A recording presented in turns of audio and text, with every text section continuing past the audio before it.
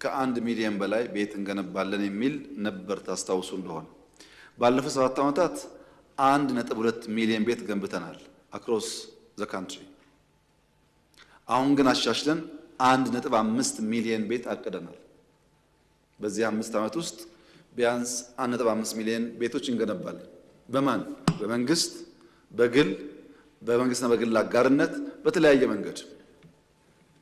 ያን ለማድረግ እንደተባለው ፖሊሲ ተቀርጿል፣ ጸድቋል በካቢኔ።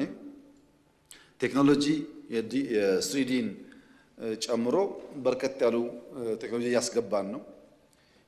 የኮንስትራክሽን ግብአት ፋብሪካዎች አብዛኛዎቹ እያለቁ ምርት እየጀመሩ ነው። ሰዎች ስልጠና ወስደው እየተዘጋጁ ነው። በሁሉም ክልሎች በገጠርም በከተማም እንቅስቃሴዎች አሉ። እነሱን አጠናክረን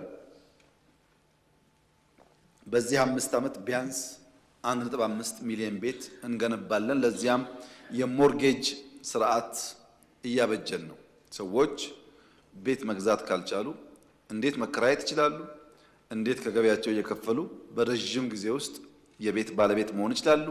የሚለውን ጉዳይ መንግስት